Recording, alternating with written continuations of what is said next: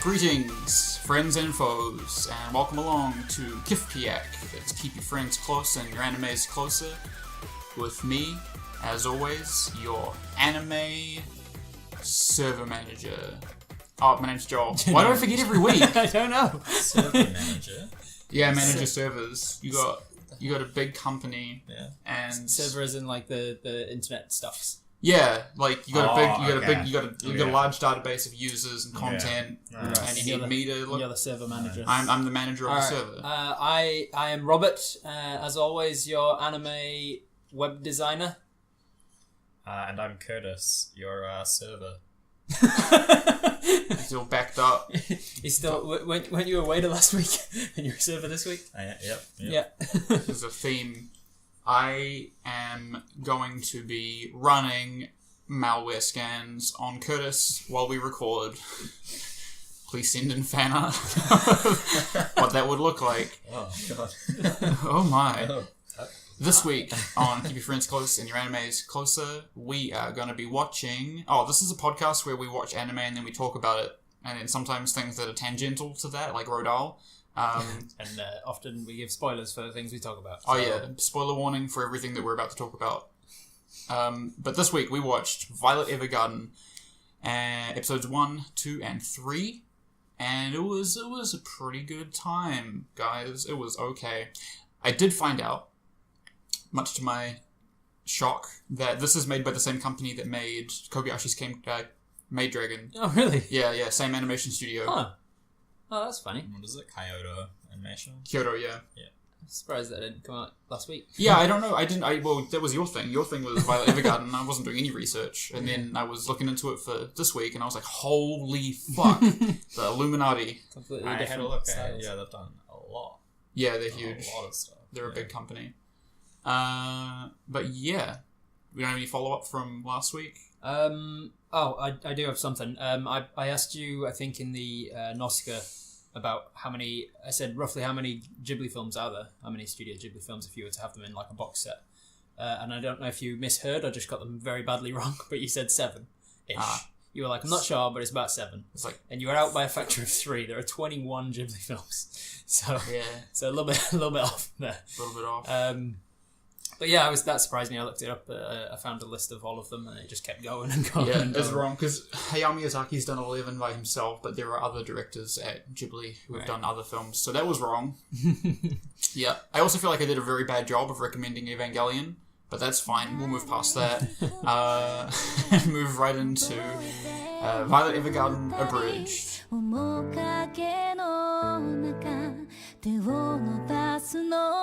The first episode was called I Love You and Auto Memoir Dolls. So listen to last week's episode for a full sort of breakdown of this episode, but just for a quick summary in case you didn't hear last week. Violet wakes up in a military hospital circa early 1900s. She has mechanical hands. She's given a job at an independent post office, and she wants to learn how to be an auto memories doll, which is the title for a woman who types out letters on behalf of clients. Unfortunately, this job requires someone who's in touch with emotions, and she is very much not so. She's very robotic in her approach. She's been raised by the army. Yeah, she has no concept of emotion, really. She is also somewhat obsessive over a Major Gilbert, and we learn at the end of the episode that it's likely that Major Gilbert is now dead, and she doesn't remember it. Episode 2, title. Never coming back. That's it. Oh, okay. I was expecting another line. No, the reason that I put on the voice for Dragon Ball was because that dude had such an iconic voice, but nobody reads out the episode titles, and they're not even listed on Netflix, so I don't know how to read them. And I'm not going to put on... Singing's fine for me. Just different one every time. Yeah. So it begins with 4 years ago, pretty much at the start of the war. Violet is presented to Major Gilbert. Yeah. Was it Major Gilbert? Yes. I missed whether it was or not.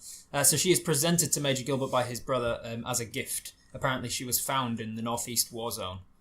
And then, interestingly, there's no theme song as it launches straight into the rest of the episode. It's made to be binged, mate. It's made by Netflix. So. But then there is a theme song in the first and third episode, so I don't know. Too much content to fit in, mate. It's just too much time. You got to get into half an hour. So back in the present day, she starts her job as an auto memories doll. Other dolls, Erica and Iris, talk about her behind her back and talk about the job. She trains hard on her typing skills, having to adjust her mechanical arms so that she can type better.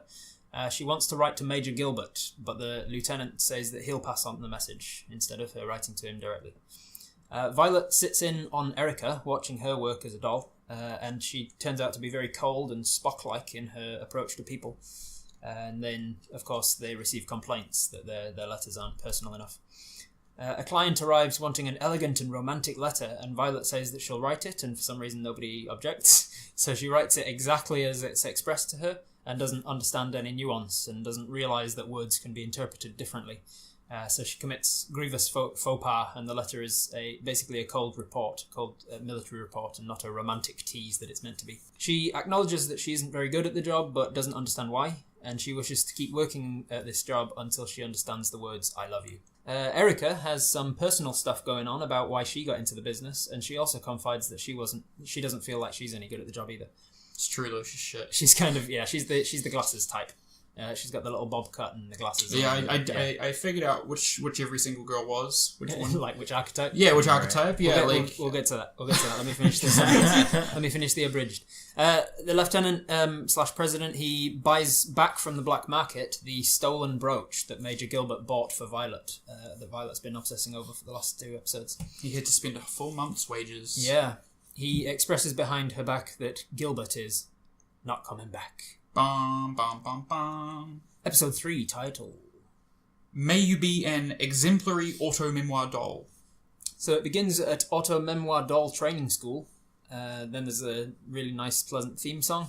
And then Violet is training hard as a doll. She meets the other students, including one called Luculia. It's a very peculiar name. She gets full marks in spelling, grammar, punctuation, and typing speed. And she's really pleased with herself. And then the next day, she gets no marks for the interpretation of feelings. I think it's taking place over more than 2 days. It takes place over a while, but I think. The pacing is a little bit confusing. I found it hard to figure out how long. It seemed like a day or two. It did, but it did not as well. Yeah. It also seemed like it was maybe a week or 2 weeks. Yeah. I also have It played out like it was 2 days, and then after the fact, you realise from how they were talking about it that it was kind of meant to have been a little while, I think. Yeah.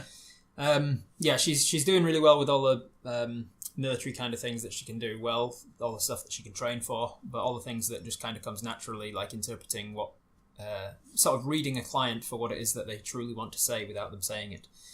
She's horrible at that kind of thing. Her friend Luculia graduates top of the class, but Violet fails to graduate at all.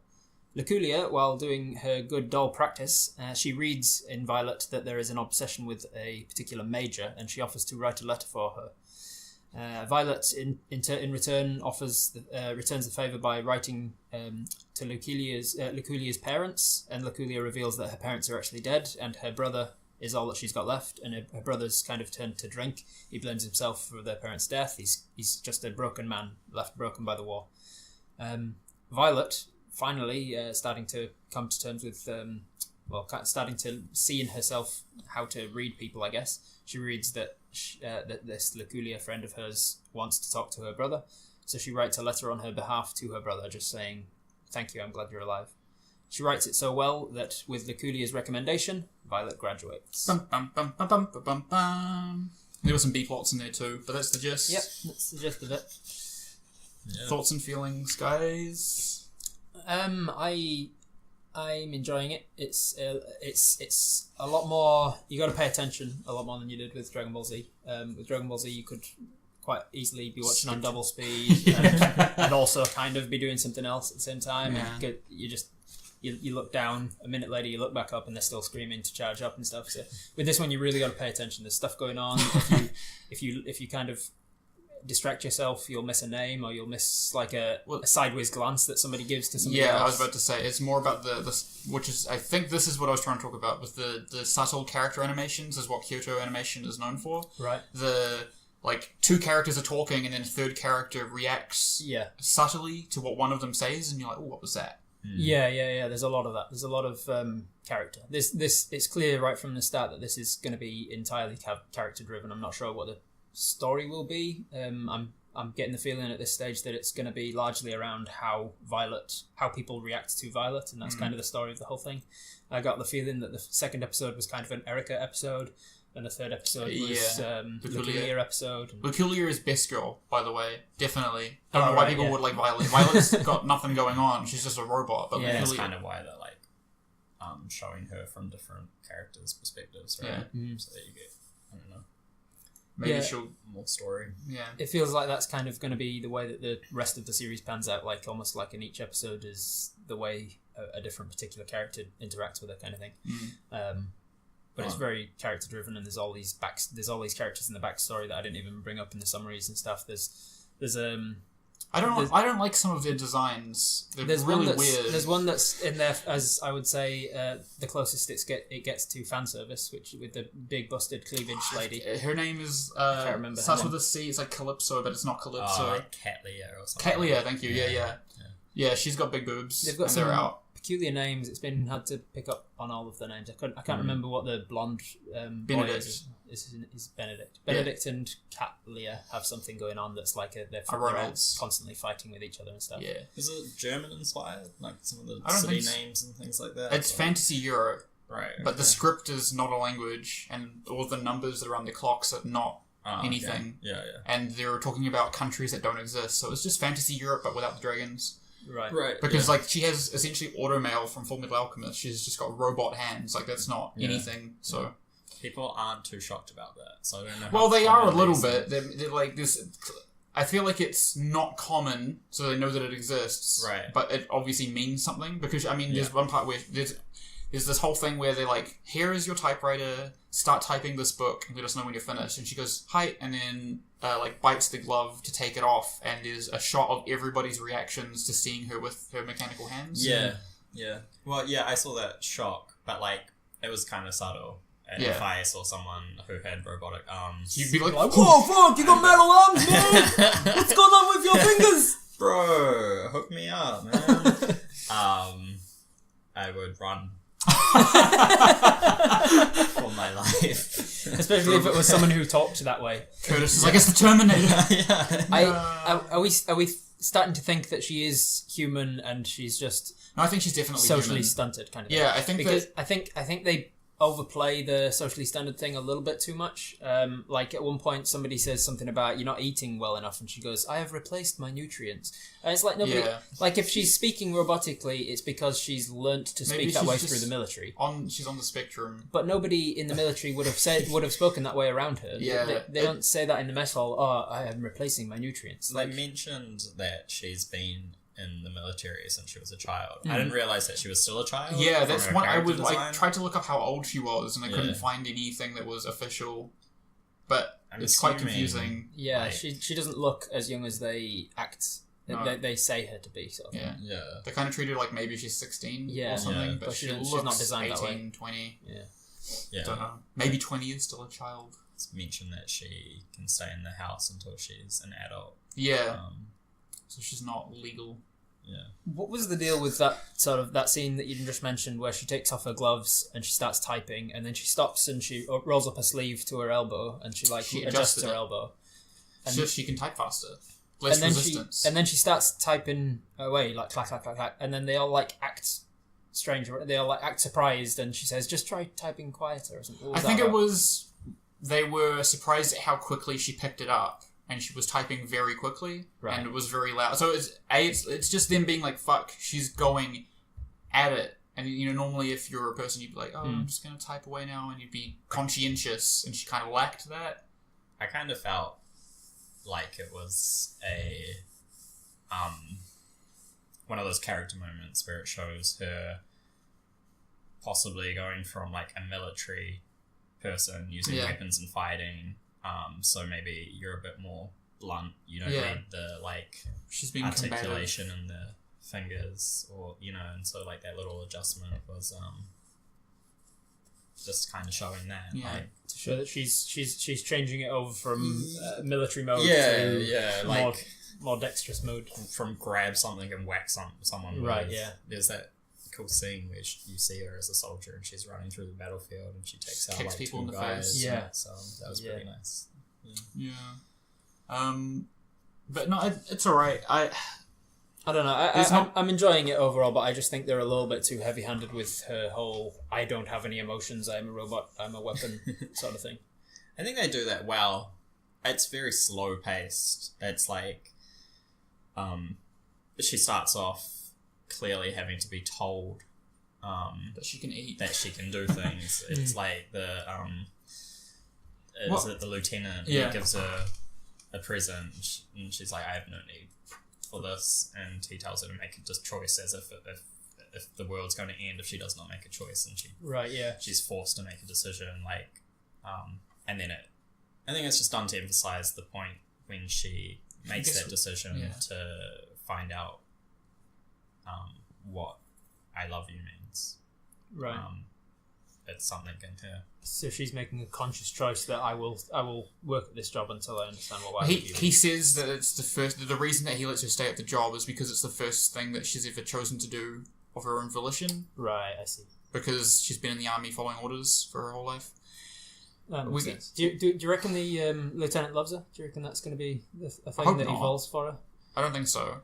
Do you reckon he's... Because he does spend a month's wage on trying to make her happy kind of I don't think that's the relationship that they're going for. I hope not. It annoys me that he doesn't say the Major's dead. Yeah, Gilbert's dead. He never says that. Like, and he's not coming back. It's because he's a triple agent. He's gonna come in mid-season and be like, "I'm working for the enemy," and then in the very last episode, she's gonna kill him, and he'll be like, "I was a triple agent the whole time." A double triple agent. And she's like, "No." I am wondering if the Major is actually dead or not. I don't know. Because it's heavily implied at the end of the first episode that he dies, because he says "I love you" under his breath as he dies.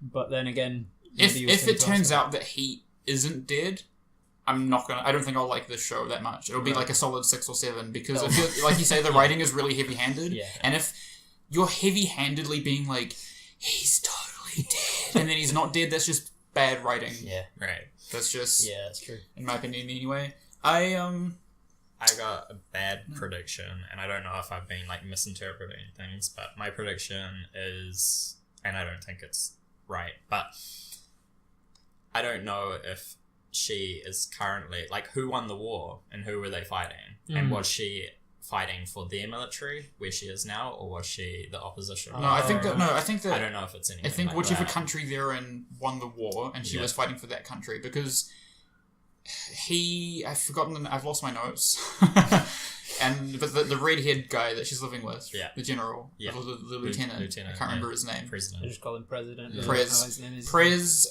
says that he went to military school with, I've forgotten the other guy's name. Gilbert, thank you. Fuck. He went to military school with Gilbert, and that's where he met, so he feels indebted to Gilbert, so they must have been friends, which would lead me to believe that they were on the same side. I think we're getting too bogged down. But maybe Gilbert is a triple agent. Somebody is definitely a triple agent. There's definitely no aftermath of war, so it doesn't look like they are. Then it's not like they're a losing side, because they're not suddenly occupied by an invading military or anything. Yeah. So if anybody. Either it's not important and they're like, don't focus on it, this is about the aftermath of war, not the actual war itself. I feel like that will be the case. Or it's like, we won and it's not really needed to be mentioned about. Yeah. It kind of feels like it's one of those Pyrrhic victories where both sides have lost so many by the end of it, after a 4-year war, that they're like, it doesn't feel like a victory either way. It's not like they're out celebrating and stuff. Yeah. Do you know if Auto Memoir Dolph, is that like an actual thing? I didn't look it up. I forgot. Yeah, I was gonna. I was busy doing other stuff. I don't think so. That sounds like a made-up thing. Yeah, it does sound made up, which is why I wondered. But then they've got like schools for it and stuff. Well, I wonder if this is an actual. There was that story of the guy who invented the typewriter. Invented. Yeah. That sounded so plausible that I was like, "Fuck, is that true?" Yeah. That's when I wrote this comment. I'm like, is this an actual thing? I don't think the dolls were ever a real thing, but yeah, no, I don't know. We'll look that up for next episode. Holy fuck. I want to come back to the character designs because we got sidetracked. Yeah. I really hate Benedict. I think he looks like shit. Why is that? I don't like his dumb haircut. So Benedict is he works at the postal office. He's kind of what is his job? He's the always delivery around. boy. He He's the is he delivery only boy. delivery boy? Yeah, he's the delivery boy. Right, he's not like a do everything kind of gopher kind of thing. Nah. But he's pretty friendly with the president, right? No, I don't know. No? I don't know. I just don't like his design. I think he looks ugly. This is purely on how they look, not the character. No, concept. I'm just explaining to people where he fits in. He's the delivery boy and B story. Yeah, for sure. Hopefully he'll get fleshed out a little bit. Yeah, he's got like there was the weird interaction with him and the females at the office. He's trying to bang them. Yeah. He's like, man, I'm trying to bang them, and they don't want my noodles. And then two different ones walk in. He's like, you want some noodles? And they're like, gross. No. No, we don't want your noodles, Benedict. But gosh, and then the guy that he's eating dinner with, he's like, I'll have your noodles. And he eats noodles. He's like, oh, no. I liked that. No, his character is fine. I'm hoping that we'll find out a little bit more about him. I just think that his dumb haircut looks dumb. And I initially hated all of the girls' outfits, all the dolls' outfits, but then they kind of went into a little bit of why they have to dress like that. It's because they're supposed to be dressed like dolls with really complicated, stupid dresses. So that made sense. The aesthetics of the show bother me a little bit. They do, right? Yeah. It's way too clean. Yeah, it's like it's hard to describe, but it's off. Like everything's a little off. It's too like, polished. There's a lot of like form that's off. I feel like it's almost like not like it's obviously not terrible, but like not solid drawing, polished like crazy. Yeah, like I like that. The excessive. Sorry, I keep trying to cut Curtis off, but I'm trying not to. No. And one thing I did pick up on was like, okay, it's like the clothing. Everyone's wearing excessively baggy clothing. The like shading on the clothing is really dark, and I think if you like to look at people's clothing, it's usually like one shade and it's slightly darker in like the crevices. But this is like going and it's crazy. just I don't know. No. It's just like it's. I think okay. No, I totally. I think that a good way of summarizing it is like you say. It's drawing or a style that isn't that great, but the level of polish is just insane. Yeah. And I think that maybe Benedict pointing him out again is the key point of that. Like his face, I don't know, just everything about him looks so strange. His weirdly proportioned. His face is really strange looking, and he is the best example of that. There are characters like Prez, the lieutenant. He looks okay, but like you say, everybody's clothes are super baggy, and I don't know if that is a thing of the time, but it's like excessive detail. What I think is it's like clothing was bigger, but it's just a bad drawing of clothing. I did have that as a gripe when I was watching it, but we can move on now. I didn't notice any of that. That's really interesting. It was super, super bothering me, and is it the choice of colours at all, or is that... No, the colour choice is fine, I think, for the most part. Although a lot of what is it, bloom? Yeah, really high bloom. A lot of bloom. It's like that. How do I describe it? Like it's not lens flares, but it's like a lighting where everything's almost like all the highlights are glowing. Right. Okay. You know, like colors. Odd lighting choices. It's not like cell shaded where it's like solid coloring. Everything like you take the highlights and you put a blur on it so that the colors. Blur. Yeah. Okay. It looks glowy. Like. Yeah. Right. And another minor gripe would be that these are super polished digital characters, and they don't always fit into the background. The time that it was most obvious was when they were in that old lady's house. So they're trying to drop off Violet to live with this old lady whose son died in the war so that she can have a new kid. And this is where Violet comes out with the most ruthless response. She's like, you can live with me. And she's like, I can't be a replacement for... Oh, she goes, I never had parents, so you couldn't be a replacement for them. And I can't be a replacement for your dead son. And then the lady's like, gasp! Oh, I didn't mean for you to be that. Oh, the house was like old and Victorian and painterly, and they were sitting down at the table and they just looked like they didn't fit in the environment properly. I don't know if you noticed that, Curtis. Yeah, it's like that off thing, like perspectives off, proportions are off, like solid form is off, off-fitting clothing with weird, I think that weird folds and things like that. But then detailed. Yeah, we'll get to this again later, but I watched a couple more episodes of Kobayashi's Maid Dragons, and they have a similar style of... I think this is more polished, but they have a similar art style. Yeah. But I think it is more passable because the backgrounds are a lot less detailed and painful. Anyways, we can stop talking about it now. It's just... it was something that I wanted to point out that I griped with, and I probably won't bring it up again unless they do something egregious, like a 3D boat. When you said that, like, when they're sitting at the table, they kind of didn't feel like they belong... Is it like when you're watching an old sort of Warner Brothers cartoon or something, and you can tell that one of the rocks is about to get picked up or something? Yes. Because it's just different. Yeah. It's like that, but it is do you very mean like... obvious. so do you mean character style versus background style are clashing?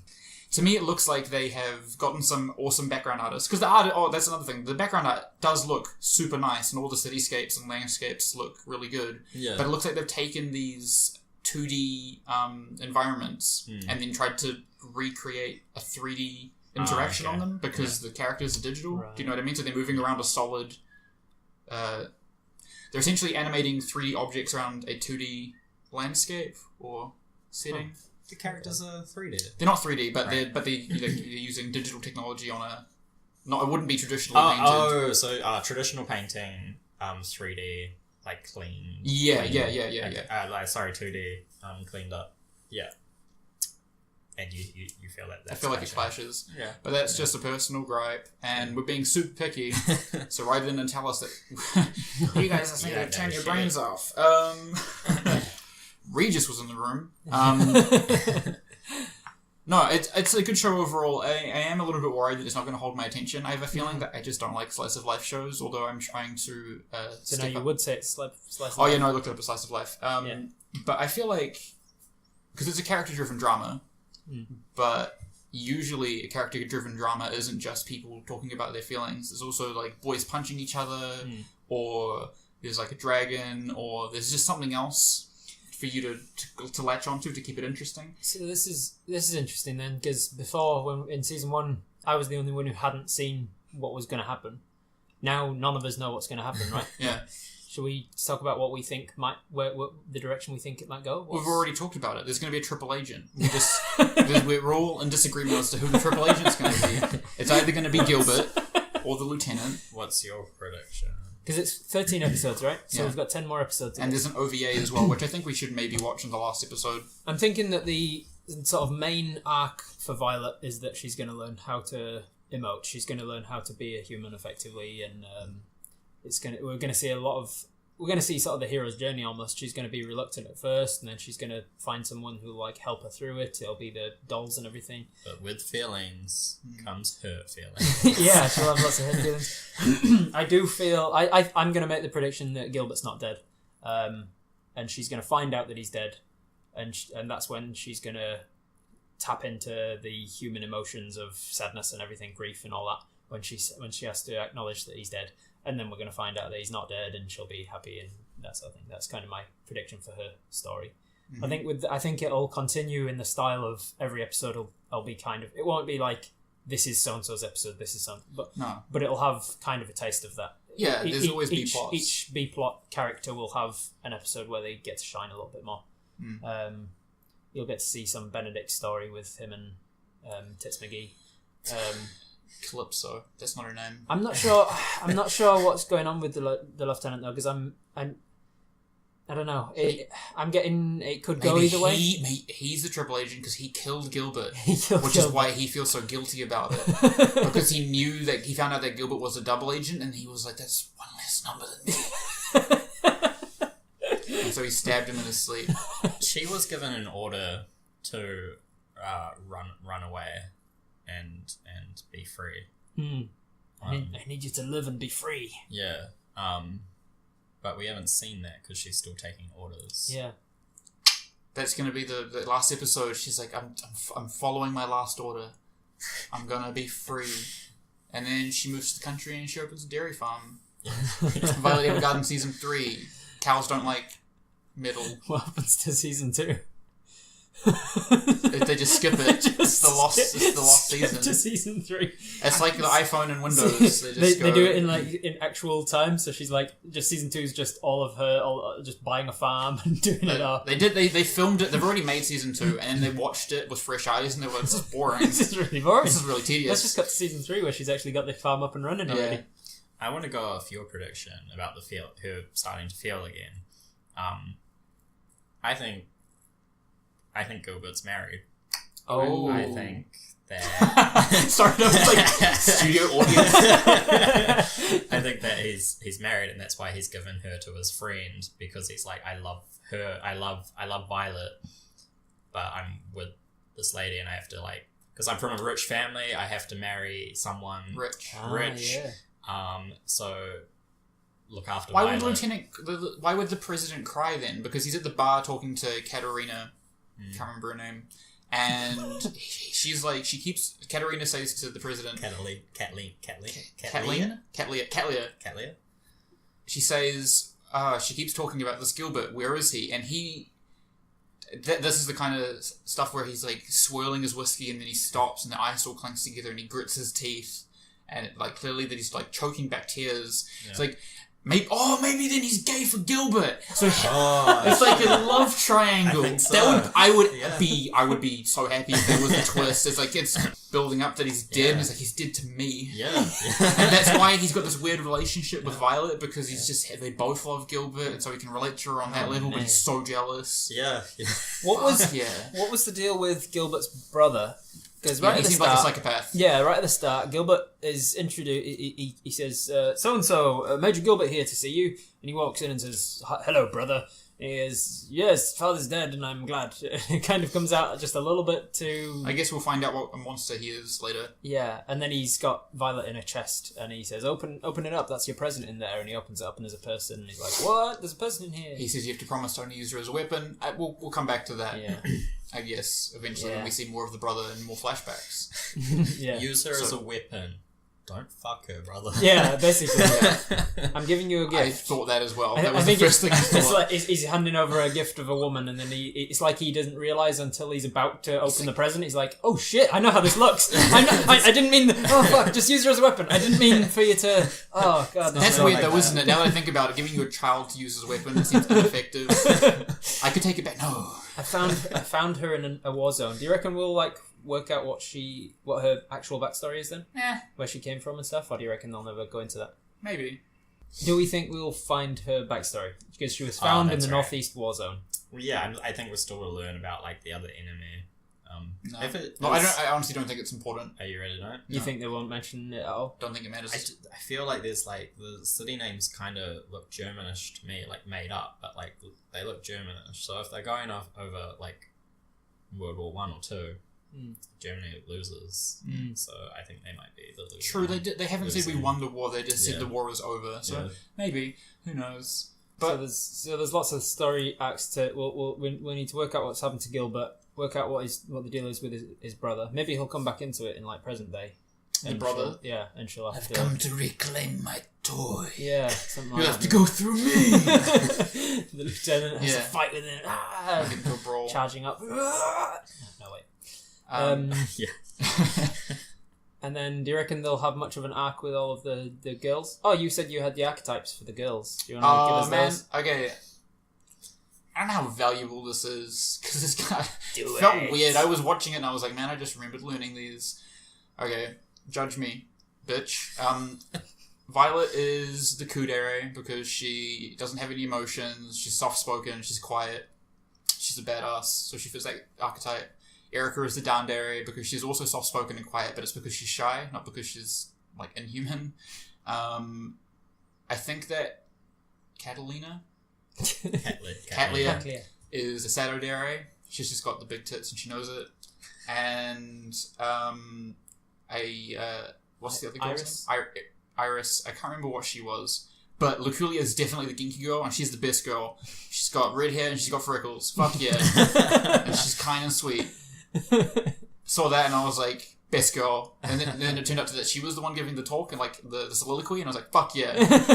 Hope she comes back. I found it odd that Iris, she well, I can't remember what the triggering line is, but Violet's saying something about what it means to be a doll. Obviously, she doesn't really know, but she says something about I'm going to work hard, and then I'll be able to do it.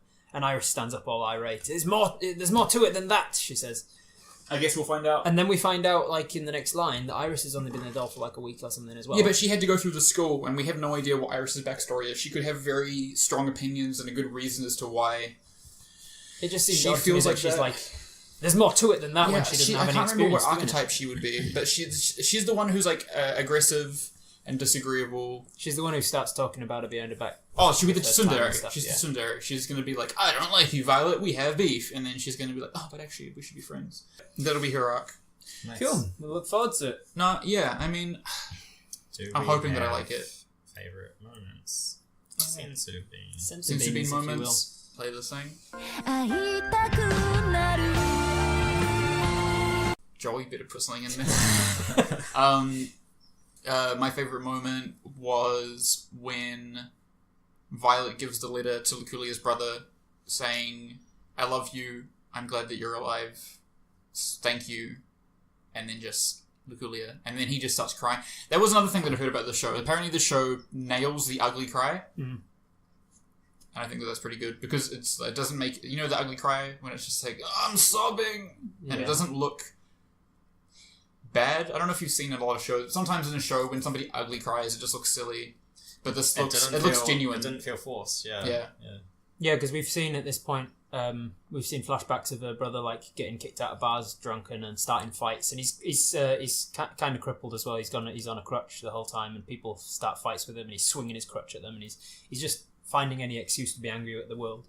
And he's like drunk, passed out on the floor when she gives him this letter, and he just starts ugly crying and sobbing, and his tears are streaming onto the letter. And it was good. It fits. It was good animation. That is a pretty good moment. Yeah. I think mine is when the lieutenant president gives her the brooch back that he's managed to track down onto the black market. Super excited to get that back. He makes it sound like he just kind of found it and no big deal, and then somebody else says, "You spent a month's wages on that." Calia. Yeah, that's the closest we've seen to Violet having emotions, because she sees it and realizes what it means to her, and it means the world to her. Oh, that was another thing. They did a cool... So as much as we've complained about the animation quality, there's one part where she holds the brooch up in the moonlight and it's doing it's reflecting the light off of it in a really interesting way. Yeah. There was a level of animation that I was surprised by. I don't know if you noticed that, but it was good shit. Good at that. Those things, like when he's, you said before, when he's in the bar and he's swirling his whiskey around and he puts it on the bench and the ice cubes swirl in the glass and the light is shining through the whiskey. And it's like the light's refracting. Yeah, they have a really good eye for subtlety. Yeah, on the animation bench. Those are two really good moments. I think they're really good at like ending each episode on like a big sort of emotional closer. A bit that I like, it's just like the subtleties of character movement is when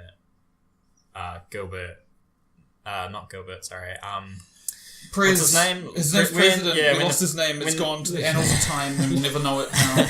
When the president meets Violet in the hospital and she asks where Gilbert is, it was kind of like over the top, but he just like, again, the subtleties of his hand twitching when he asks. And then he has to put his hands in his pocket? Hides his hands in his pockets, and then you can see him like clench his fists in his pockets. Yes. Just those little character moments. It's a level of attention to detail that you don't often see. Yeah, it's good. It's definitely the best shit. It's nice. There like other moments when like they're sitting down on the chairs and you see them like scoop their skirts up and sit down. And, there's lots of that throughout the show. Well, that's enough of that because it's time for a Weeb in Review.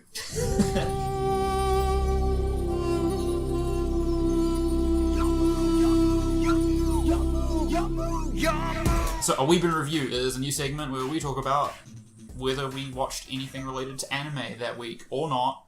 It's a new title for an old segment where we just rambled before. Now we're actually putting it in a segment. we would just stumble our way. We'd be like, oh, this is a new conversation. Should we should we have titled this or something? Nah. We've moved on to talking about Digimon, is that? Curtis, I know that you're the biggest weeb here, bigger than me even. Did you watch anything other than Violet Evergarden this week? No. Moving on. What about you, Robert? Yeah, I did. I didn't have a lot of time this week, but so I haven't watched any more of The Devil is a Part-Timer. And I haven't gotten around to watching... what was it called? Lupin the Third, which I'm really looking forward to watching eventually. But I did... Oh, and I also didn't get any... listeners pitching Digimon to me, so I won't be continuing with watching Digimon. You just wait, son. There'll be somebody... When we get to episode 300, we'll pick up a listener who fucking loves Digimon. And they'll come back and be like, listen, son, you got some... You got to start with Digimon 7, the animated series that they did. That's a good jumping on point. You know how people like recommend shows and they're just like, first 5 seasons, yeah, but season 6 it really takes off. I found that with The Wire. The watched Wire, The Wire, apparently one of the best TV shows ever. Yeah. I watched like 2 seasons going, this isn't for me, this isn't interesting. And then I was like, why is everybody saying this is great? And all the like forums were like, oh yeah, the first 2 seasons are kind of shit. Who's going to sit through 2 seasons of shit to get... I was listening... Okay, I've been listening to another podcast, and they talk about media that they watch. I'll just say it. It's the Let's Fight a Boss podcast. I hope that I'm like, okay. They're not even paying us, They're not Joel. even paying us. No, they're pretty good. Okay, so I know this is supposed to be Robert's bit, but this is stuff that we did this week. So Super Eyepatch Wolf from YouTube is an anime YouTuber. He's just giving everybody plugs. Fucking hell, left, right, Nah, he's a good guy. Look, this is all tied in. Alright, okay. Fuck. You made me lose my flow. Just gotta find it now. Oh, embarrassed. No, they're from Ireland, and we have a couple Irish downloads, and I'm terrified that one of them or more of them are listening. Anyways, they sometimes... If it's you, let us know. Straight up, if you let me know, I'll have a panic attack. Let me know. Let Robert know. He's the one who checks the emails. No, they're talking about stuff that they're watching, and it sounds like they have some shows that they're specifically for when they're doing something else. Right. They're like, oh, it's a really good show, but for when you're doing, like, not for watching, but for, like, having on in the background. This is a good show to do your laundry to. Yeah. And sometimes, like, this isn't even a good show to do your laundry to, and it's not heaps of stuff that they talk about, but there are a couple shows where I've been like, I'm going to try that. And so I've started, not Japanese, I've been watching everything that we've been watching subbed now, which makes it very hard to do something else while you watch, but I've just started watching a couple shows while doing other stuff. I'm like, yeah, I wouldn't watch this otherwise. Anyways, what was the point? What were we talking about? So I was getting onto what I'd watched this week. That's what I was getting onto. So I'm not continuing Digimon until somebody says otherwise. I did, however, watch the first episode of Yu-Gi-Oh! Oh my god! Because these are all important to know, and I've got to watch them. I've got to know it. So before starting it, wait, do you have a history with Yu-Gi-Oh, Curtis? Yeah, I watched the first season. Did you play Yu-Gi-Oh? I collected some of the cards, but no, I didn't play. So I watched the TV show religiously up until the end of the Egyptian God card arc. Yeah. And I had the sickest Yu-Gi-Oh deck, right? Oh, nice. It could fuck you up, mate. It was real good. I had a lot of really good cards in there. Blue Eyes White Dragon. See, he's overrated. Okay, yeah, he's really overrated. Yeah. And then there's one cunt kid, and he was a cunt. He goes, mate, Yu-Gi-Oh, last year's business, Dragon Ball Z cards, that's where it's at. And I was like, Dragon Ball Z card? I like Dragon Ball Z. Yeah. How do you play that game? He's like, well, trade me all of your Yu-Gi-Oh cards, and I'll give you all of my Dragon Ball Z cards. And he had way more than I had. And I was like, fuck, this seems like a good trade. Yeah. I never found out how to play Dragon Ball Z cards. Yeah. Trading card game, whatever. And now I have no Yu-Gi-Oh cards. And to this day, it's one of my greatest childhood regrets. Oh man, that was kind of a stupid decision. It doesn't seem. I was like 12, and I didn't even know that Dragon Ball Z had like a trading card. Yeah, well, game. it's shit. It doesn't make any sense. It's even harder to follow than the Pokemon trading card game. I thought you were going to say than the series. Oh, the series is pretty hard to follow. What about a Dark Magician? Have a Dark Magician up in that deck? Nah, again, Dark Magician is overrated. You got to sacrifice 2 cards to get that guy out. So that's one thing. Okay, let Robert finish, and then I'll have. All right. So before starting it, I made a list of all the things that I knew about Yu-Gi-Oh. Right? Yeah. Same as I did for Dragon Ball Z. I know that there's a kid with like yellow bangs and purple spiky hair at the back, and I think he's the main guy. I knew that there was it was about trading cards. And That was it. that's literally all I knew about it. I recently heard from Joel that it was something to do with Egypt as well. That's all I knew about it. So I watched the first episode, and this guy, this it starts off with like an archaeological dig in Egypt, and they break into a tomb of a pharaoh or whatever, and they find like a little golden box, kind of looks like a chest. It's kind of a mini sarcophagus sort of thing. And it's got Egyptian hieroglyphics all around it and all this. Probably redundant to say Egyptian hieroglyphics, isn't it? And they say, oh, that's the puzzle of so-and-so. And I don't know what they said. But then it cuts to, like, present day. And this kid that I mentioned, he's the main guy. His name, turns out, is Yugi. Yukimoto. He has this puzzle box for some reason. He must be a descendant of one of the archaeologists or something. And he's like trying to put together the puzzle that's inside. It's like a 3-dimensional puzzle piece, jigsaw puzzle kind of thing. And it makes a pyramid, it turns out. And he's been trying to put it together for years, and he's never managed. And apparently once he gets it together, it'll grant him a wish or something. That's what he thinks. He's at school, and then a bully like picks it up, and he's like, "What are you playing with toys for?" And he like bullies does bully thing. Oh man, he's relatable. The bully like sleight of hands swipes a piece out of the puzzle and then gives it back to him, and then he throws the piece into the river. He's like, "Hi, I'll never be able to finish it now." Fuck, man, they do that a lot in that series. I just realized, like, throwing something valuable into water so it's either now lost or worthless. He throws it in the thing, and then like there's I couldn't even follow what was going on. There's like another guy arrives who's not a bully, but then he turns out to be kind of a bully as well. Is it Joey?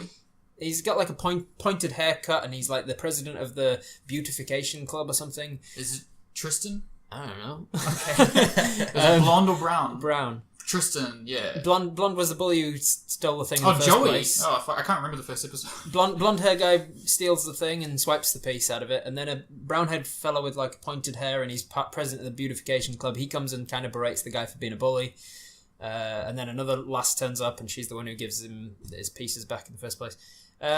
It's all kind of confusing, and then there's like this massive guy turns up in like a corridor, and he's wearing like a Nazi armband on, and they're all subservient to him. And they're like, oh, he's the main guy. And he's like, he says to the main guy, Yugi, he's like, oh, don't worry, I'll look after you. I'll be your bodyguard. And Yugi's like, nah, it's okay. I don't need a bodyguard. They're not really that bad as bullies go. And then the next scene, he turns up to Yugi and he's like, look, I've done what I said I would. I'm your bodyguard. Look, come with me. And he leads him around the back of the school hall or whatever. And he's kicking the shit out of these two bullies.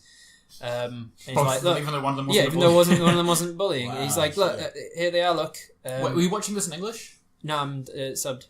Okay, because this is another 4Kids sub where they totally fuck it up and they just mistranslate it completely. So. No, this is subtitled.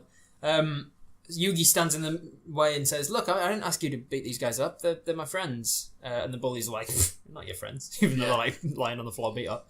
I wouldn't have asked you to do this. And then the big fellow with the Nazi armband, he's like, it's not actually a Nazi armband, by the way. It's just symbolic. It's red with black symbols on it. Yeah. Gets the message across. He shouts, he says, oh, that's strange that you're protecting them now. And also you owe me 20,000 yen for my bodyguard services. Yeah. And I'll be chasing you up for that. And it's like, oh, this guy's the main bad guy, I suppose. The bully on the ground goes, oh, he thinks I'm his friend. Now I feel bad for being a bully. So then he goes and jumps in the river and finds the piece that he threw out. Just as the main kid pieces the puzzle together for the first time in 8 years or whatever. He goes and he's getting beat up now for the 20,000 yen. The bully catches up to him and gives him the piece, and he slots it in slots it into the pyramid. And then I don't understand what happens, but he turns into like a really super confident, like taller fella with the same haircut and everything. And he's like, "Hey, Mr. Bully Man with the Nazi armband, Mr. Bully Man, you're gonna voice gets real deep. You're gonna play a game with me now. It's called a Yami game or something." And he like spreads some cards out, and suddenly they're both like hanging off the side of a building by a rope. it's really confusing. I didn't know what was happening. He's like, turn the cards over and you win, and he turns the cards over and then he loses, and then he turns back into the kid. Man, I need to see the first episode. And the blonde guy, Joey, you say his name is. It's like the next day, and he comes up to school and he goes, "We're friends now." And that's it. You need to watch more of that. You need to at least watch Exodia, because I do not remember that episode at all. That's so bizarre. It was all over They the don't place. explain what happens with that until like halfway through the second or third season. Yeah, I mean, it felt like the opposite of my problem with Digimon last week, which was that they gave all the exposition and said, like, we're set up now. Right. The entire story goes from here. You don't need to know anything else. These guys, these are the 7 main characters. These are their 7 Digimon. These are their evolutions, and these are their special moves. We're in a digital world. Everything you need to know in the first episode crammed into 15 minutes. I feel like Yu-Gi-Oh gets there pretty quickly. Yeah. And then you've got this drawn out, like, between the bad guy and Yu-Gi-Oh. Right. So in the same way that Dragon Ball Z has really elongated punching fights, they have elongated card battles. For people to like thinking out loud and talking really slowly, like, if I play this card, then I will. There's a 70% chance that I could win, but he could counter it with that card if he has it in his deck. If he has it, oh, there it is. He's got it. That's fucking bizarre. I do not remember that episode. The bizarre thing is, as well, I was expecting like Yu-Gi-Oh cards. Yeah. When he turns into this whatever he is and spreads cards out along the side of the building, he says, because they're kind of connected by a rope, and so as one goes up the side of the building, the other one has to go down. Sure. And this Yu-Gi-Oh fella, he says, you go up the number of steps that's on the card that you turn over. Sure. And then they start turning them over, and they're just a regular pack of cards. It's like, oh, here's a 10 of diamonds, and so he goes up 10 spaces, and the other guy goes down 10 spaces. And that was when I was expecting Yu-Gi-Oh cards, at least. There's usually weird platforms or like setups where they play the card games as well. Like there's usually a physical real life element when you Seto Kaiba has created that thing, like the holographic thing where you play your cards and it's like, look at the monsters actually fighting. But they go into like dungeons eventually and like it's bizarre. That's fucked. So I gotta watch a few more. Are you gonna keep watching? I think you like if you're watching it to get the gist of the show. Yeah, because with Digimon I got the gist in the first episode. With Yu-Gi-Oh, I feel like I need to watch a couple more. You need to watch up until the card battle with Seto Kaiba, because that is the gist of the show. Alright. That's so weird. So I'll just explain, because you're not going to end up watching that far, but essentially the spirit of the Pharaoh lives in that thing, and he possesses Yugi. Okay. So whenever he happens to look like him. Yugi also looks exactly like the Pharaoh, except really short. Yeah. So the Pharaoh has that same hair with the yellow bangs and that, right? Yeah. Okay. So the Pharaoh possesses Yugi. It's unclear as to whether people know that Yugi looks like he's different. Yeah. Because I think initially they don't, because nobody reacts. But then in the second season, I remember you said the girl is there. She acknowledges him as the Pharaoh. Right. When he changes. Okay. And it's like, whenever Yugi card battles, so Yugi never wins shit. Yugi doesn't do anything. It's the Pharaoh being like, I believe in the heart of the cards, and the right card will be on my deck. And they're like, yeah, talking nonsense. That's not how statistics work. And he's like, no. The heart of the cards are real, and because I believe it, the card I need is going to be right there. And it always is. Yeah. But the other annoying thing is, I had one friend who religiously watched the show, and he played this fucking PS2 game called Yu-Gi-Oh! Rose of the Cards or some shit. And the TV show does not follow the rules of the card game. They just play fucking house play, like... Yugi will be like, oh, I play Burning Land card and it does this. And it's like, that's not what that fucking card does. And then it won't even do the thing that he said it does. And there's this one part where he's fighting this bug guy and he's like, oh, my cocoon's gonna hatch if you don't destroy it this turn. He's the whole, like, how does the cards, let me get it. Perfect, I destroy your cocoon. And he's like, you did, but it hatched anyway. And then it hatches, and it's just fucked. It's about as consistent as DBZ then. Another element was if you've got like, bug types and they're good on grass fields, right? Like you've got like, what is it called? Terrain. Yeah. Is that in the show? That is in the show, but in the card, I mean, that sounds Pokemon-ish. No, it's not. Types are good against it's not types. Yeah, it's more like it's way more complicated than Pokemon. It's dumb. Anyways, the show is dumb, and It's a dumb show, and the game does pretty Enjoy good. watching it. Yeah, we won't even talk about like all the reboots that they've done. Anyways, That was my Weebin review. How about you? Nice. I watched 2 more episodes of Kobayashi's Maid Dragon, and I watched another episode of Lupin the Third, and some other stuff, but I mean they're less relevant. Kobayashi's Maid Dragon has taken a turn. It's different than I thought it was going to be, and I'm kind of enjoying it. There's one fight scene in I think episode 2, and it was better than any Dragon Ball Z fight scene. No, it was on par. It was pretty good. 2 of the dragons are like play fighting, and they're just bouncing off each other and shooting laser beams and shit. It was pretty fun. So she's got more dragons. Yeah, another like dragon shows up in the 2nd episode. Right. But Toru, the more time you spend with them, Toru is actually quite kind and nice, and so is Kobayashi. But I don't understand their relationship because Toru was like, Toru was real thirsty for Kobayashi. Right. She really wants to get in there. Yeah. And Kobayashi is still super dismissive, but really respectful and nice, and lets her live there and looks after her, kind of. Yeah, it's weird. The show's not that funny. I think it's supposed to be a comedy. I'm not really laughing, but it's more like these people are really nice, and there are dragons. So And Kana is really cute. Kana's the new dragon. Kobayashi.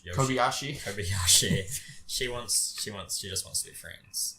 Yeah. And Toru was like, I'm in love with you. I want more from that. Yeah. Right. But they both seem to come to a mutual understanding. It's very strange. Did you recognize that there were similarities in style or anything? Is that why you noticed that they're from the same? Yes, I was like, production this. company? It was Benedict again. Benedict, I was like, he looks like he's from Kobayashi's, and I looked it up and I was like, he is from Kobayashi. Although Violet Evergarden's hair is a little bit more detailed. It's just a different kind of show. I don't really need to go into heaps of detail.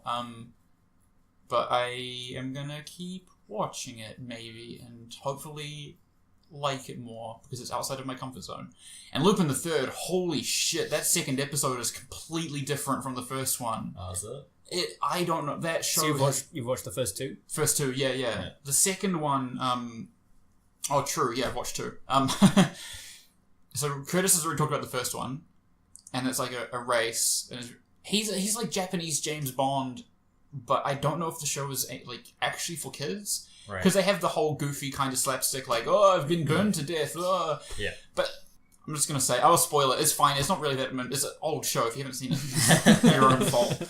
But there's one part in this where there's a guy who's... Yeah, he's got, like, magic, right? He's a magician, and he's just lighting people on fire. Yeah. He lights Lupin on fire, and it's got the whole slapstick thing of, like, oh, I'm on fire. Oh, shit. And, like, pats it out, rolls around. But there's one part where Lupin... Okay, so Lupin has figured out how he's doing it. He's got like it's essentially a hidden flamethrower that he has, and there's no magic. Right. And he's like, oh, I'm so smart. Yeah.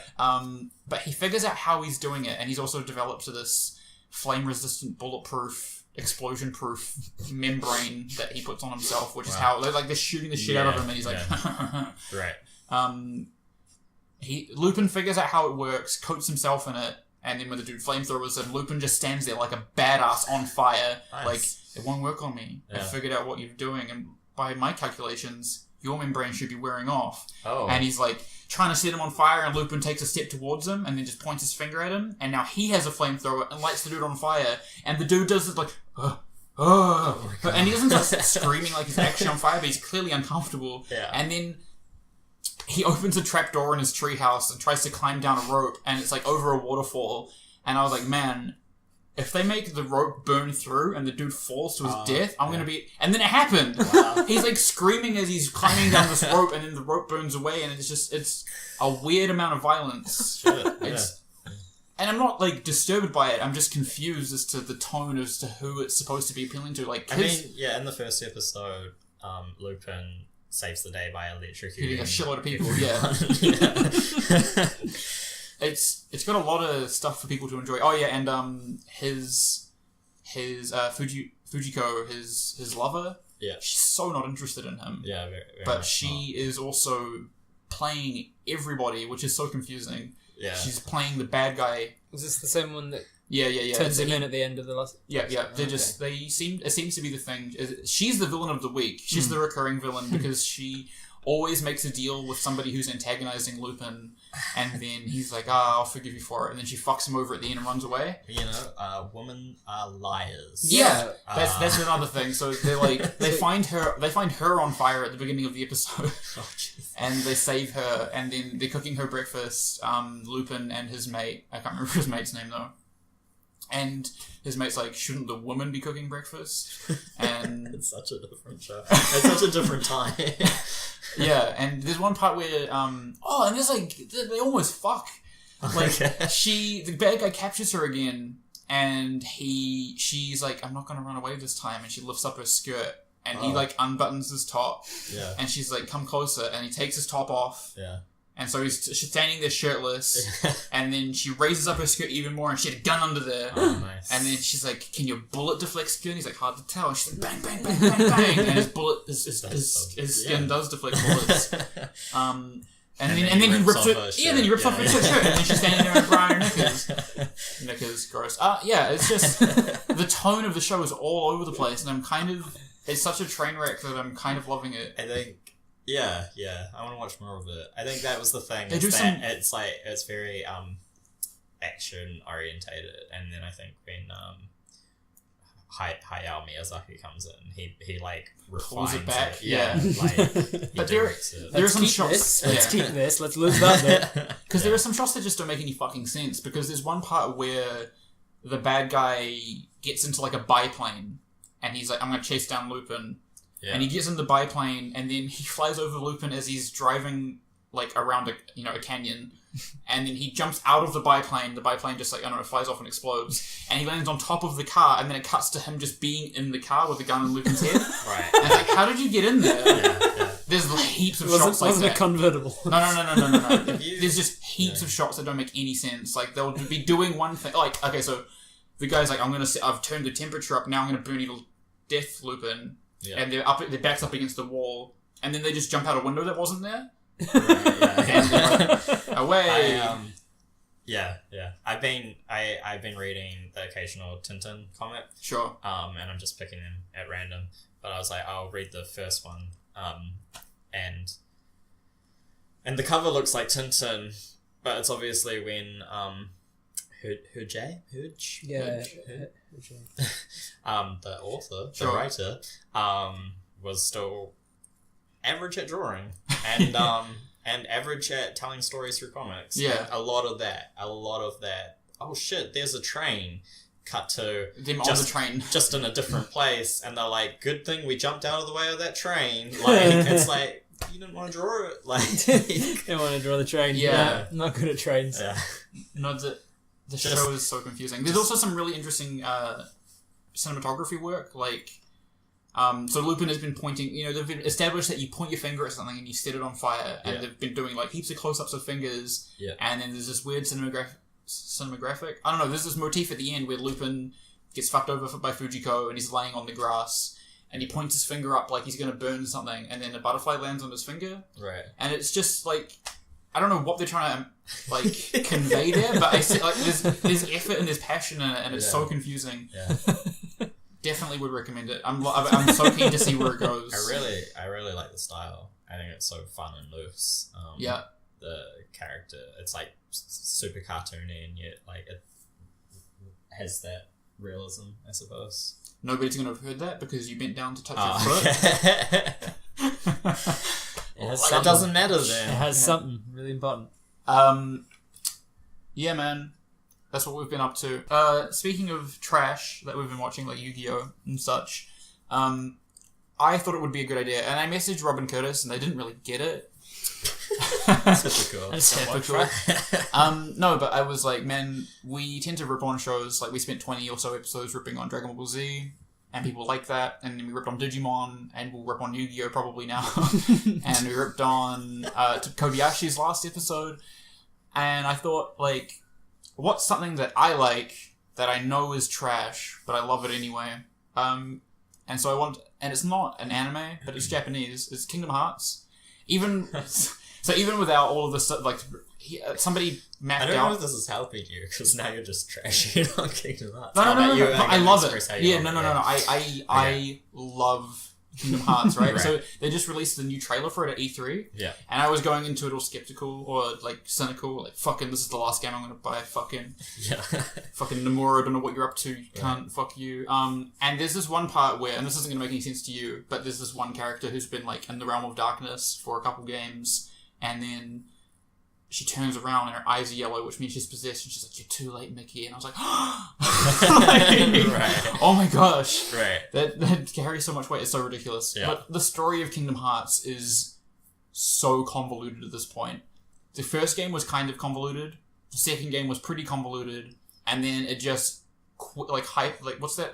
You're a math man. What's the hyperbole diagram?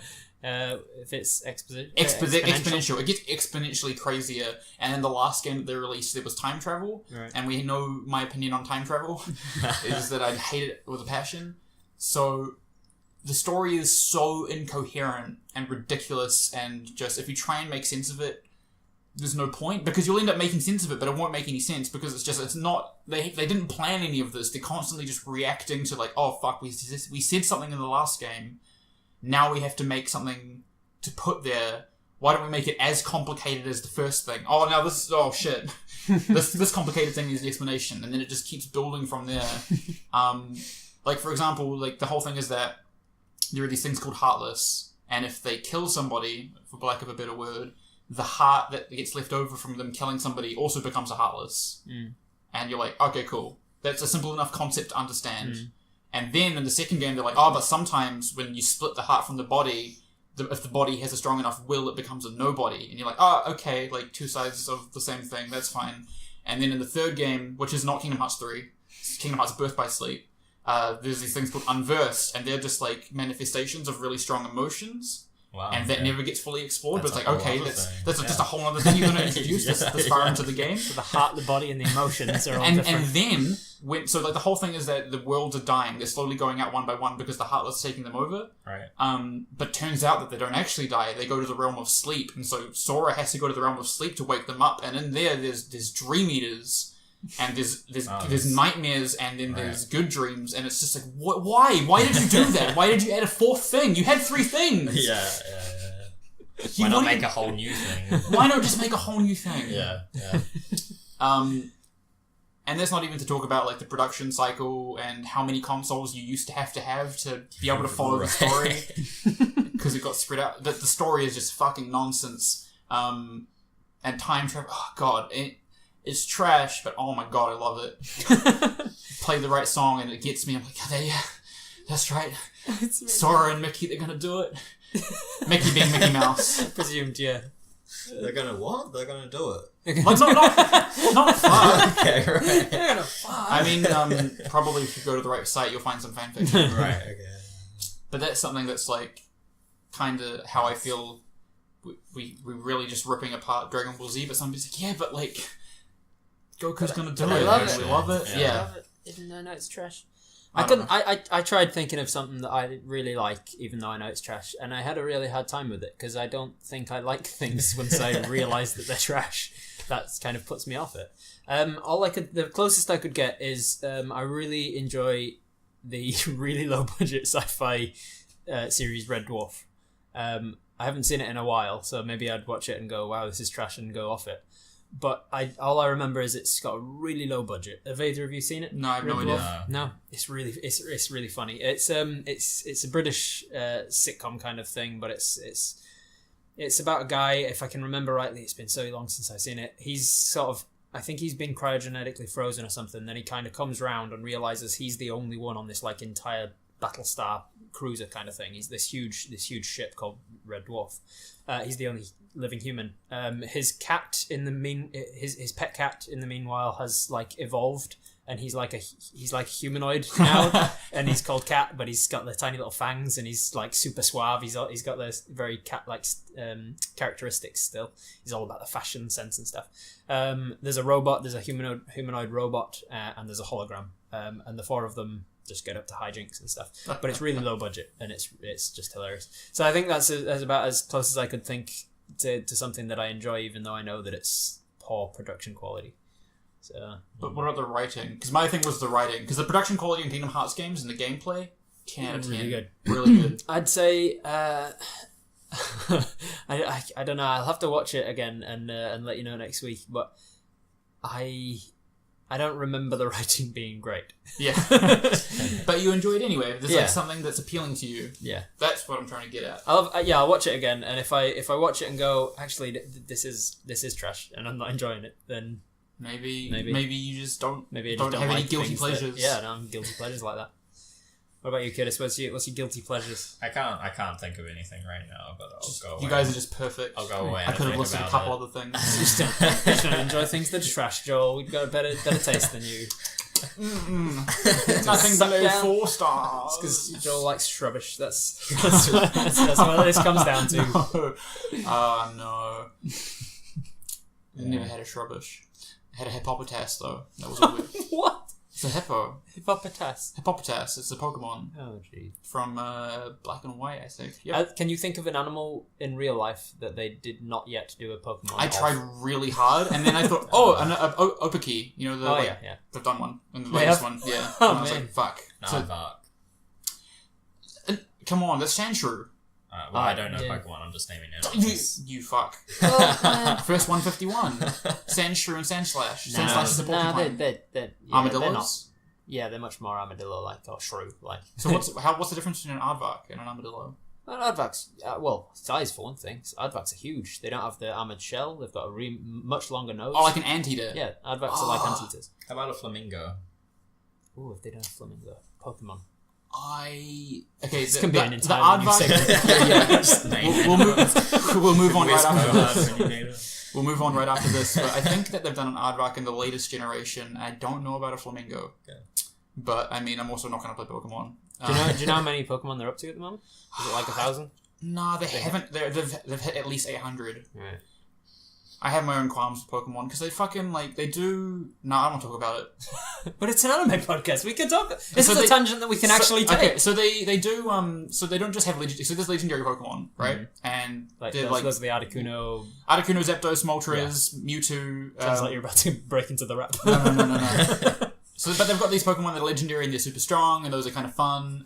But then they've got mythical Pokemon, and I fucking hate these because Oh, those are like the god Pokemon, right? No. Or no. angels or something. Oh, no. that was something. There was something like that though, right? There's Acerus. Yeah, Acerus is a god. He's the one who created life. Yeah. But then And he's a there's Pokemon and he can be put in a Pokeball. Yeah. Makes sense. Well, No humans are sense. Pokemon as well, which is Oh, like, yeah? What? Oh, I they're didn't just know that. animals, and people eat Pokemon. Yeah. Like I didn't some know you Pokemon. go- I didn't know. Yeah. Wow. Can humans be put in Pokeballs then? But I don't think anybody's tried. As if you're in a world where you've put That's a whole gods other thing of, like, into Pokemon. slavery in the Pokemon universe. Yeah. So they're human slaves. As if that wouldn't have Probably come up, is. because didn't you say was it Black and White that you said the main antagonist is like a Peter type, and he's like, Yeah, we yeah. shouldn't be enslaving them. That's where they As go if- into the fact that Pokemon and humans are like intrinsically linked. Because there's this one fucking Pokemon, and its backstory is super dark. I can't remember what. I think it might it might be in X and Y, but there's this little tree stump, and it's a ghost grass type, and it's said to be made from the souls of lost like children who walk into the forest and get lost. So like they die in the forest, and then their soul possesses a log, and now it's like, I'm a Pokemon. Check me out. Look, check it out. I'm a ghost grass type. Yeah, look, this is a crazy combination. Get away from me with that psychic. What were you saying about mythicals before? Oh, okay. interrupt you about So, so you have legendary Pokemon. They come like on the game, right? You're like, oh, cool. I can catch Acerus. I can be a god. Actually, no. Acerus is a mythical one. So they have these Pokemon that you have to go to EB. Like they're like, oh, stop in at EB Games from this date to this date, and you can get the mythical Pokemon. And the only way to get these is by going to events. Oh. And I hate that. I don't want to go to events when I play my game. That is shitty. And so they're also like, there's a limited number of them in existence because not everybody can get to those games. Yeah. And you have to, I don't know, I just fucking hate that. I hate that's like a restriction that they put on it. And there's a lot of the mythical ones now. Yeah. And they all suck. Didn't Mew start like that though? Yeah, Mew was a mythical Pokemon. That was the first one. And it was like you can get it at these events or something. Yeah. And they didn't tell you that you can also get it if you do this. No, kind of that's shit. a myth. That is an actual myth. You can't get it in the game. You can. I've done it. Lies. I've done it. What, underneath the truck? And No, not underneath the truck. But if you do certain things in certain orders, you can get a Mew. I did it recently. Oh, okay, so you're glitching the game though, right? Yeah, you're finding a glitch that gives you Mew. Okay, yeah. No, okay, I'm talking about actually being able to... you can't yeah. find them with game mechanics and stuff. But That's if you, what I mean. you- glitch you- glitch Pokemon are Right, different okay. again. I get you. Yeah, so that's Pokemon. That's a little Pokemon rant for you. Extra content. Let us know what your opinions on mythical Pokemon are. Fuck you, Joel. They're the greatest Pokemon there are. Like that one that looks like a rock with hula hoops. It's called like Hoopla or something.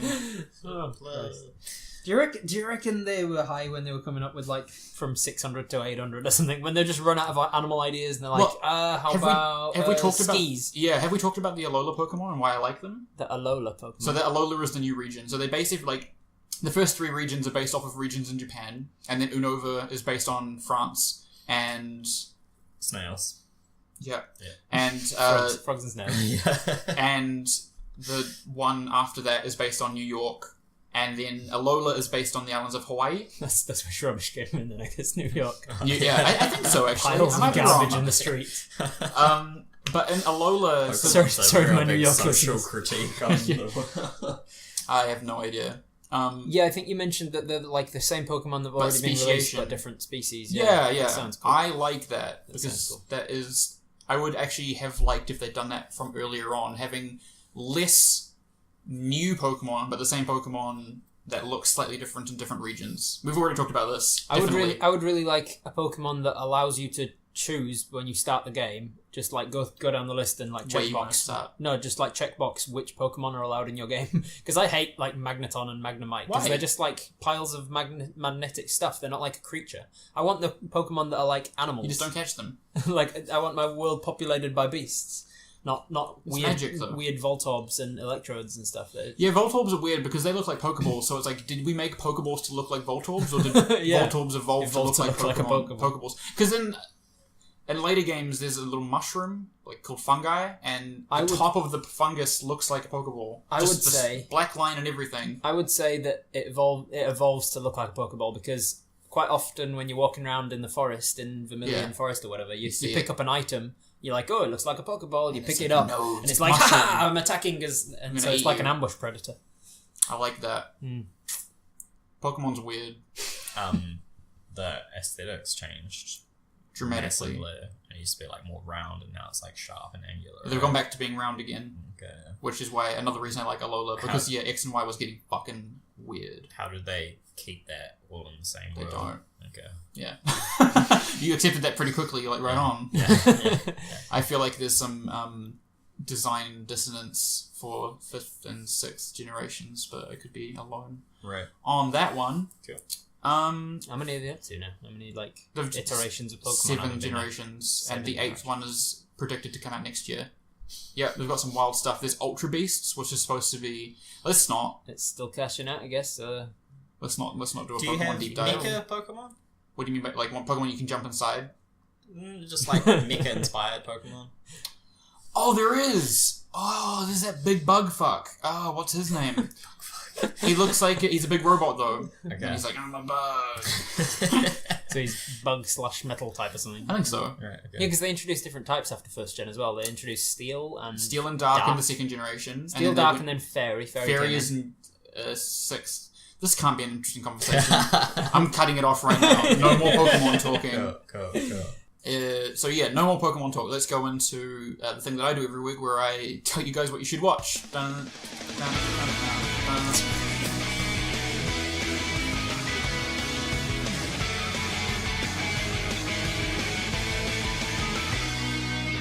I am going to be recommending Kill la Kill, which is made by Studio Trigger. It was their first TV anime. I said that Darling in the Franxx was made by the same people who made Kill la Kill and Tenga Toppa and Gurren Lagann. But it's the same production company, but a lot of the team is not the same. So I blame it on the new shit people who I don't like. Still mad at them. Upper management. Oh, no. Oh, it's mecha shows. Get more tits on those robots. So throw those tits on the robots. That's what everyone wants. So Kill la Kill is a battle anime about sexy clothes. It's supposed to be a kind of a satire of this magical girl genre in the same way that Tenga Toppa and Gurren Lagann is. I'll throw that in as a recommendation as well. Watch both of those shows. But this is just going to be talking about Kill la Kill. So it's a satire. It follows the story of Matoi Ryuji, and she has one half of a scissor blade, Like, so if you imagine a pair of scissors, you rip off one, you rip them in half, you have a scissor blade. She's got one half, and it can extend, and it's fucking badass. She shows up to this school, and she's like, I feel like you know something about where my dad went, or who killed my dad. And the student council president is like, fuck you, maybe I do. What about it? She's like, I want to fight you. And then some guy jumps out from nowhere and just beats the shit out of her, and he's got this crazy clothes, and they all wear uniforms that give them superpowers, and they've got 1-star, 2-star, and 3-star uniforms. And the way that works, it also goes down to, like, so like if you're a 1-star student, it means you have a better life than a no-star student, so it actually affects the, like, social class standing of this town as well. Okay. It's all tied in together. Anyway, she gets this uniform that her dad made called a god uniform, and he's alive, and he drinks her blood, and then he turns really sexy and makes her have superpowers. Matoi Ryuko. I can't remember her name. It's Matoi, though. It's her first name. Who drinks her blood? The uniform. The uniform drinks her blood? Yeah, the uniform is sentient. Ah, okay. And he's like, that's the part you missed. Sorry, the uniform is sentient, and he drinks her blood, and then she goes to school, and she just proceeds to fight everybody all the time, and it's a whole lot of fun. Lots of fan service, but I think it's mostly funny. So is her god uniform like a 4-star? Is it like even better than the 3 Yeah. stars? It's even better than the 3 stars. Although she has to, like, the 3-star uniforms, they have these crazy transformations, and she has to, like, think of a smart way of being able to beat them. But fuck, it's cool. It's such a cool show. I love the art style. I love the animation. There's this... It starts off with a guy just getting, like, punched across 10 football fields. It's really bombastic, and the scale is insane, and you're not supposed to take it all too seriously. It's a comedy, and...